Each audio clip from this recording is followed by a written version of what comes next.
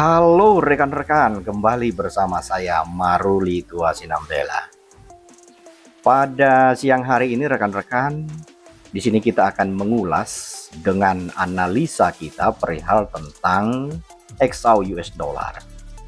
Sebenarnya pada hari Jumat kemarin tanggal 10 Januari 2025, di mana kita membahas XAU US dollar bergejolak dampak data non-farm payroll dan unemployment rate terhadap harga emas. Jadi rekan-rekan, pengantar dari yang sudah kita tuliskan kemarin atau kita analisa yaitu pasar emas kembali bergejolak setelah rilis data ekonomi Amerika Serikat yang menjadi sorotan utama. Kalau kita memperhatikan bahwa apa yang kita analisa kemarin benar-benar sesuai dengan prediksi, benar-benar sesuai dengan yang kita harapkan rekan-rekan. Sebagai informasi bahwa kemarin kita melihat di mana pada pukul 20.30 dari rata-rata pendapatan per jam month of month di bulan Desember yang dilaporkan yang sebelumnya adalah 0,4%, diprediksi 0,3. Nah, ini kita bisa melihat terjadinya pesimisme. Artinya mereka pesimis dan yang terjadi pada aktualnya adalah benar-benar pesimis, rekan-rekan. Kalau kita memperhatikan kembali di pukul yang sama, nah inilah fokus daripada berita, yaitu ketenaga kerjaan non pertanian yang tadinya ini diprediksi 164. Artinya pesimis, ternyata aktualnya adalah optimis. Nah, selanjutnya pada tingkat pengangguran yang tadinya diprediksi akan sama, artinya pesimisme terjadi, ternyata aktualnya adalah optimis. Ya, di mana inilah yang menjadi dilema bagi para traders. Nah, kalau rekan-rekan sebagai seorang traders hanya mengacu kepada fundamental, itu artinya adalah rekan-rekan belum sepenuhnya melakukan analisis, melakukan analisa yang relevan, yang sesuai, dan yang tepat dengan kebutuhan transaksi di XAU US dollar. Jadi apakah kita sebagai seorang traders hanya bisa mengandalkan fundamental atau dari rilis data? Inilah rekan-rekan fungsinya sertifikat atau fungsinya suatu keilmuan yang bisa membedakan antara feeling dengan logika. Nah, kalau kita berbicara tentang feeling di sini akan terjadi feeling yang cukup kuat karena feelingnya rekan-rekan mungkin memiliki feeling, oh saya akan melakukan posisi sell, dan atau mungkin rekan-rekan, oh saya akan melakukan posisi buy. Jadi ketika datanya itu dirilis pada pukul yang sama rekan-rekan, contohnya 20.30 contohnya rekan-rekan. Nah, ketika datanya seperti ini bagaimana? Mungkin rekan-rekan akan mengambil posisi buy. Nah, tetapi ketika datanya di sini muncul kembali, mungkin rekan-rekan akan melakukan cut loss. Nah, itu yang menjadi dilema. Nah, ini pukulnya yang sama dan tiba-tiba muncul kembali di sini dengan datanya ya, yang 4,1% ini kan hijau. Pasti rekan-rekan melakukan posisi sell kembali. Nah, artinya dari pukul yang sama, dari detik dan menit yang sama, artinya sebagai seorang trader newbie pasti akan memiliki kesulitan yang benar-benar tidak dapat diantisipasi rekan-rekan.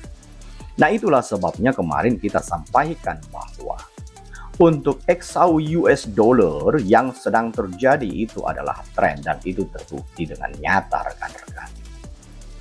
Sebagai pembuktiannya kita bisa lihat bahwa di level pivot yang tidak berubah kemarin di 2665, resisten 1, resisten 2, dan resisten 3 yang sudah kita jelaskan, di mana level support 1, support 2, dan money management di support 3 yang menjadi money management kita kemarin kita sudah jelaskan. Nah, sebagai seorang newbie, pastinya rekan-rekan apabila hanya trading menggunakan fundamental dengan data yang mix, nah itu akan menjadi persoalan besar. Tiba-tiba di sell harga naik dan tiba-tiba di buy harga turun. Nah, tetapi dengan mempelajari sebuah sistem, nah ini adalah sistem ya di dalam metode trading. Jadi rekan-rekan ini membutuhkan keseriusan di dalam hal belajar. Jadi untuk membuat satu simpulan, yaitu melihat pergerakan arah dulu. Dalam transaksi rekan-rekan, jangan membaca candle per candle. Jangan membaca, karena kadang ketika suatu candle di sini rekan-rekan melihat ekornya dari atas menuju ke bawah, belum tentu harga tersebut akan turun, atau belum tentu dia akan naik rekan-rekan. Atau mungkin rekan-rekan membuat satu pola trading atau bagaimanapun itu bentuknya. Tetapi itu hanya sebagian dari informasi yang diperlukan untuk bertransaksi. Tetapi apabila rekan-rekan membaca secara keseluruhan data fundamentalnya dan teknikalnya, itulah salah satu kunci keberhasilan di dalam transaksi. Nah, sebagai contoh, ini adalah tren sedang menunjukkan tren kenaikan. Sekalipun kemarin koreksi rekan-rekan, tetapi kita bisa melihat bahwa tail yang terjadi di sini penurunan hanya sebatas di pivot point. Nah, di sini sebagai dasar juga kita bisa melihat bahwa kemarin posisi daripada RSI berada di level 50%, yang artinya adalah masih relatif strength di sana, masih relatif kuat. Dan juga kita bisa melihat bahwa masih di moving average convergent divergent itu masih berada pada posisi di atas 0, menunjukkan bahwa harga emas masih mengalami kenaikan. Bagaimana untuk hari Senin rekan-rekan? Untuk hari Senin dengan pola atau penutupan harga yang kita perhatikan di 2690 ini, artinya ini masih memberikan indikasi keberlanjutan daripada harga. Tetapi pada hari Senin nanti pivot ini akan berubah rekan-rekan ya. Pivot pointnya baik support dan resistennya ini akan berubah pada hari Senin. Nah, berhubung karena sudah penutupan pasar, jadi sistem yang kita miliki untuk pivot ini ya akan mengalami adjustment, akan mengalami perubahan, penyesuaian untuk di hari Senin nantinya. Sebenarnya rekan-rekan, kalau kita memprediksi berbagai macam produk dengan metode atau sistem yang ada di sini, itu tidak akan seberapa susah. Kita berikan satu contoh. Contohnya untuk crude oil. Untuk crude oil, kalau kita memperhatikan tren yang masih mengalami tren kenaikan rekan-rekan. Nah, kita akan coba kupas satu persatu. Juga untuk Australia dollar US dollar, trennya masih mengalami penurunan. Dan juga untuk euro US dollar, masih terlihat tren penurunan. Untuk produk US dollar Kanadian, nah di sini mengalami kecenderungan sideways. Jadi kita tidak bisa mengatakan bahwa ini adalah tren naik, tetapi lebih kepada major yang kita baca. Juga untuk US dollar Swiss franc mengalami kenaikan, dan untuk dolar yen di sini kita bisa melihat tren yang mengalami kenaikan. Juga untuk pound sterling US dollar masih tetap stabil mengalami penurunan rekan-rekan. Bagaimana dengan New Zealand US dollar rekan-rekan? Nah, di sini kecenderungannya dia mengalami sideways. Rekan-rekan, semoga analisa ini menginspirasi rekan-rekan.